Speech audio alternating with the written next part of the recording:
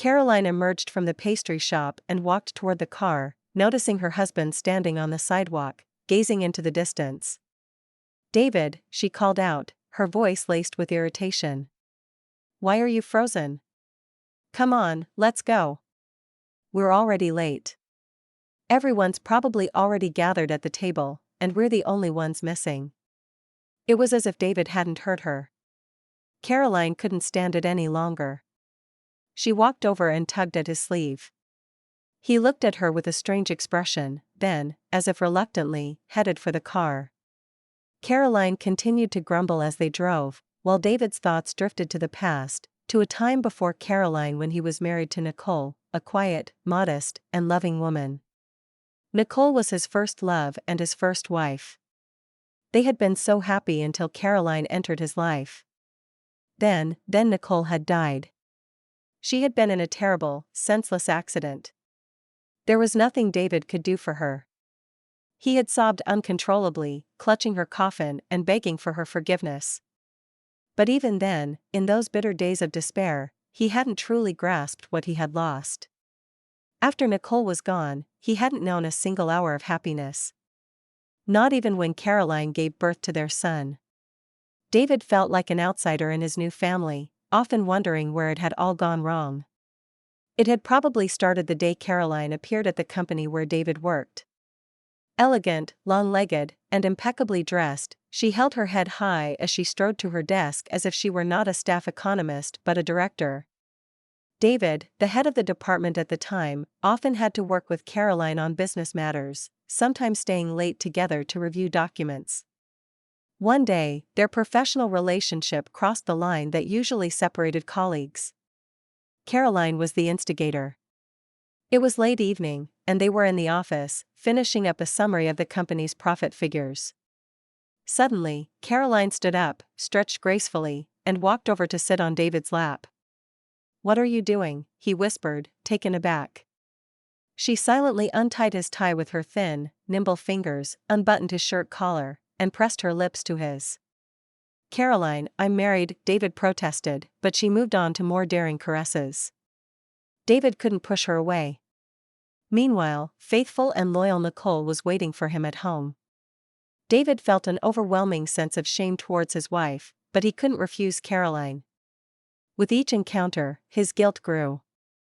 Then, one day, Caroline told him she was pregnant.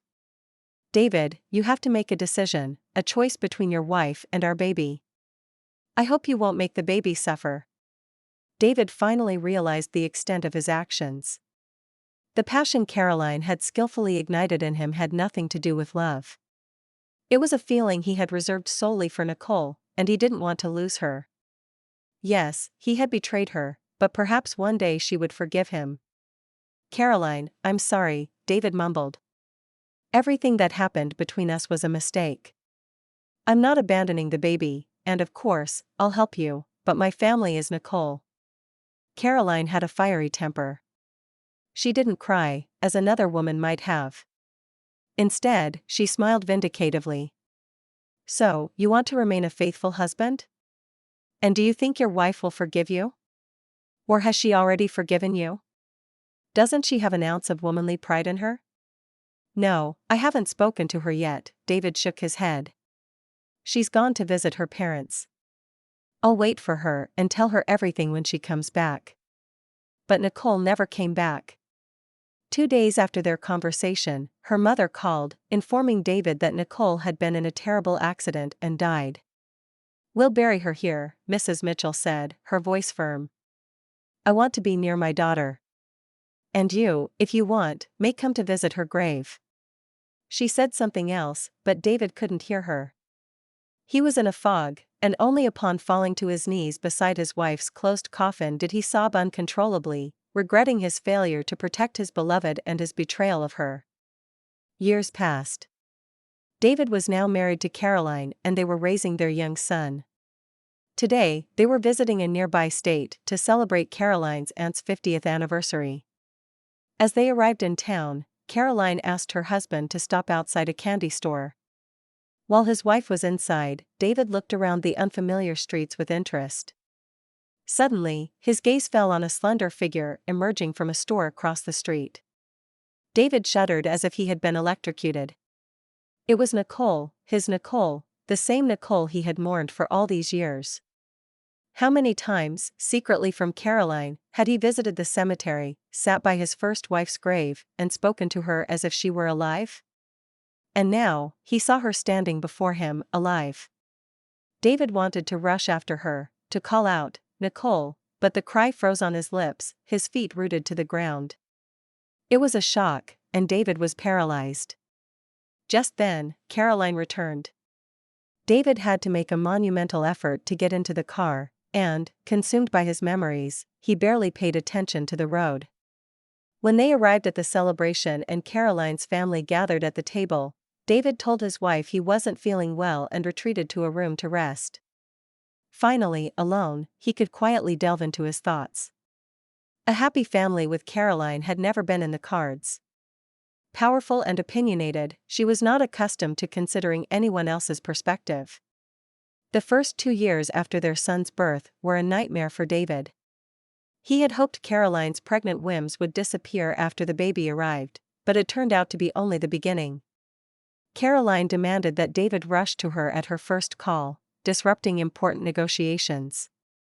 One day, she begged him to come urgently without explaining anything over the phone. David, frantic with worry for his child, drove home at breakneck speed, barely touching the ground with his car's wheels. But the door was opened by a smiling Caroline. "You came, how nice," she exclaimed, clapping her hands in satisfaction. "I missed you so much." "What's wrong with our son?" David shouted, his temper flaring. "Nothing. He's asleep. What could happen to him?" "Caroline, what are you doing? Do you realize I had an important meeting, and I dropped everything and rushed to you?" "That's good, it means you love me," Caroline laughed back. But he didn't love her. He had never loved her.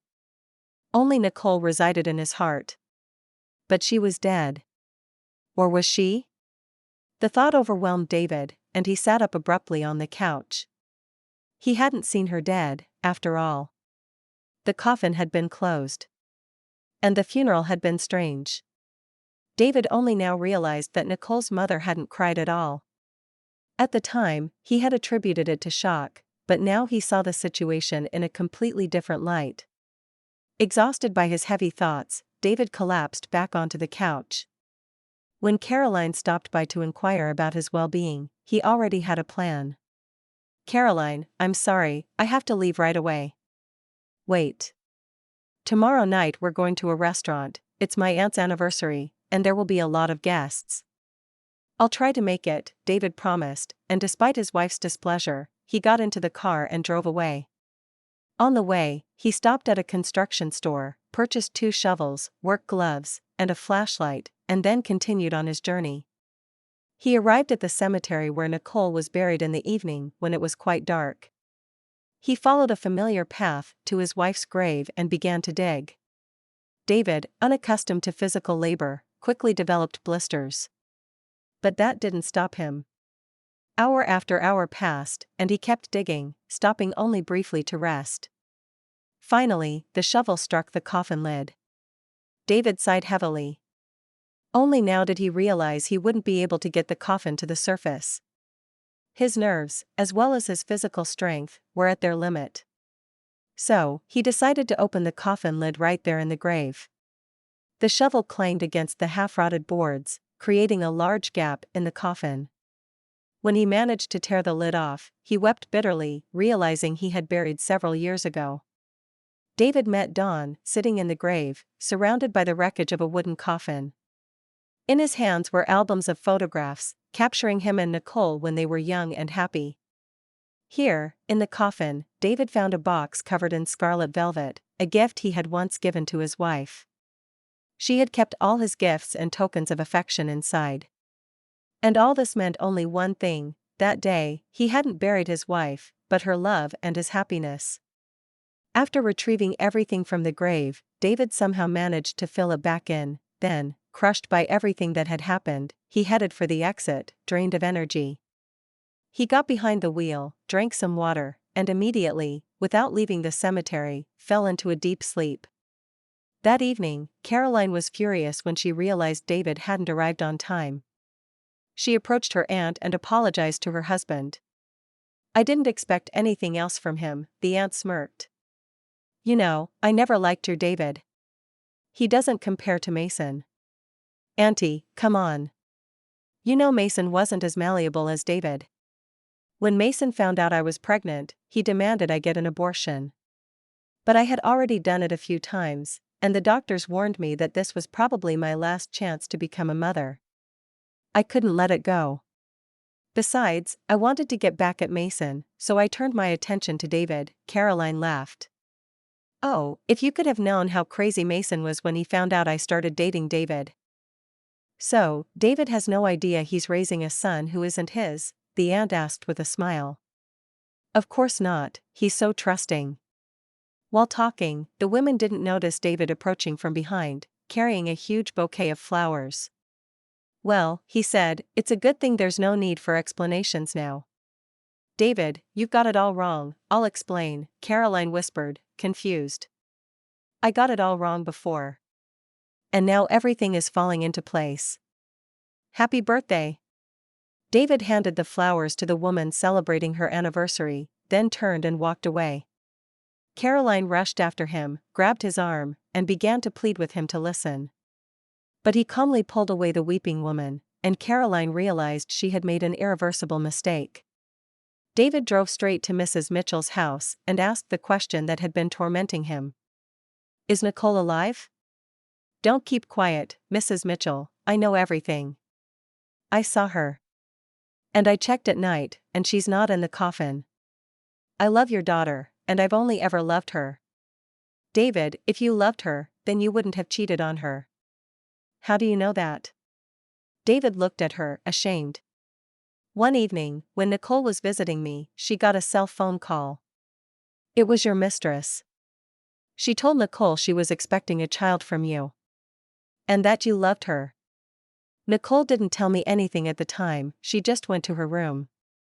She was gone for a long time, and I decided to check on her. I was horrified to see a handful of pills in her hands. She had already taken some, and I called an ambulance to save my little girl. Do you realize I could have lost her?" David sat with his head bowed.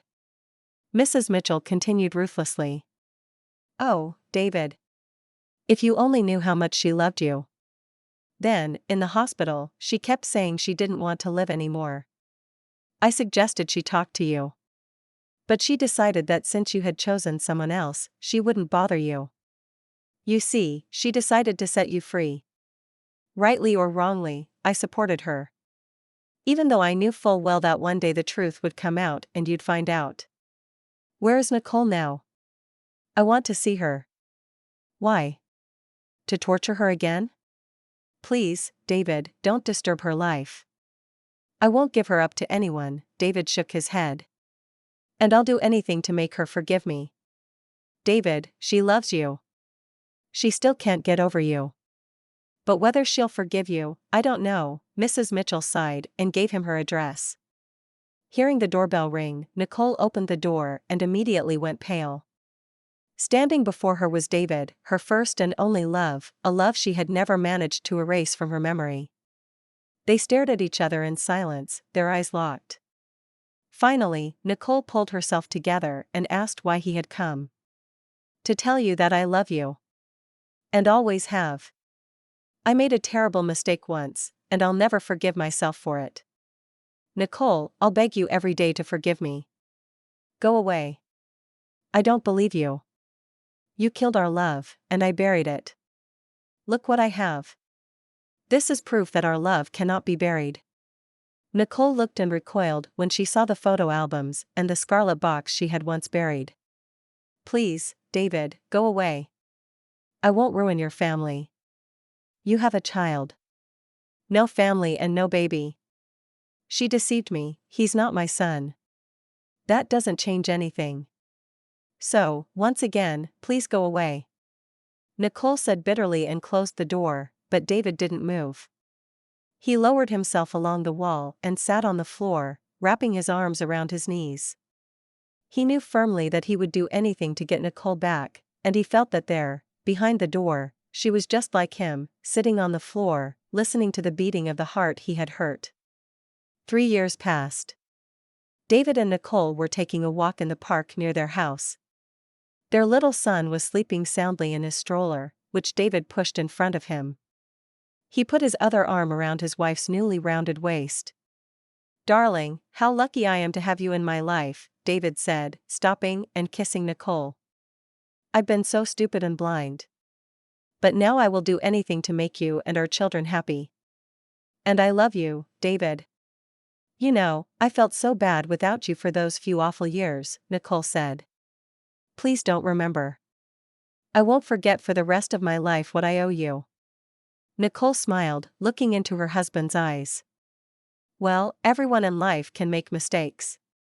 "Yes, but not everyone can forgive," David replied and hugged his wife again.